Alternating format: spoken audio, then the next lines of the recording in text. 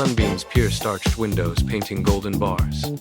Welcome to the Easter Bunny dance at Masterpiece Cuisine Restaurant. Dust motes danced in the shafts of light, settling on white tablecloths and polished silverware. It was a morning of stillness, interrupted only by the rhythmic clink of porcelain and the low, steady hum of conversation.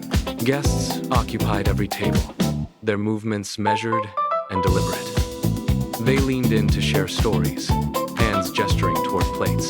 The air held a specific, sharp clarity, the kind that precedes a significant change. A waiter moved between the rows, refilling water glasses. Every chair was filled, every napkin placed with care, and the entire room seemed to lean forward, held in a state of collective, quiet expectation. The heavy brass handles of the double doors groaned, a sharp sound that cut through the restaurant like a blade. The doors swung inward, hitting the stops with a dull, heavy thud. For a heartbeat, the threshold remained empty.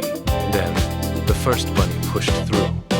It was covered in thick, white fur. It stepped into the light, followed immediately by a second bunny.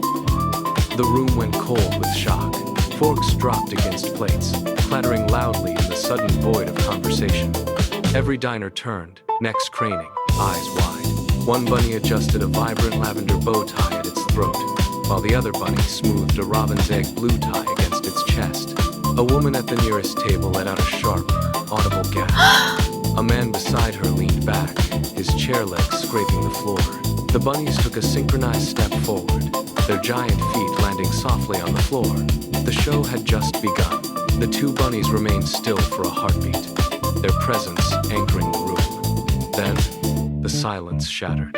A sharp, rhythmic beat erupted from hidden speakers, the bass vibrating through the floorboards and into the soles of the diner's shoes. The tempo was fast, driving, and impossible to ignore. At the first note, the ears of both bunnies twitched in perfect unison, flicking toward the ceiling. The lavender-tied bunny tilted its head, and the robin's egg blue-tied bunny shifted its weight, paws flexing against the floor. The diners stopped their murmuring. They leaned forward, palms pressing against the edge of the tables, their breathing hitching in sync with the driving rhythm. The bunnies took a half step back, then a half step forward, their bodies coiling like springs. The air crackled with the static of impending movement. The music swelled, the tempo climbed, and the bunnies prepared to launch into their routine, the energy in the space reaching a fever pitch. The first note of the melody triggered an explosion. The two bunnies launched into a blur of motion, their feet drumming against the floor with surprising speed. The music hit a final, resounding chord that vibrated through the floorboards. In perfect unison, the two bunnies skidded to a halt. They stood tall, then swept forward, bending at the waist in a deep, theatrical bow. The lavender-tied bunny held the pose, ears drooping forward, while the robin's egg blue bunny mirrored the gesture with a slow, deliberate tilt. The silence that followed was not empty. It was heavy with the warmth of the moment. The diners remained frozen, hands still raised, faces glowing in the golden morning light. The frantic energy of the dance faded, leaving behind a stillness that felt like a shared secret. Slowly, the applause began a soft, rhythmic patter that grew into a steady wave of appreciation. The bunnies straightened, gave one final, playful twitch of their ears, and stepped back toward the double doors.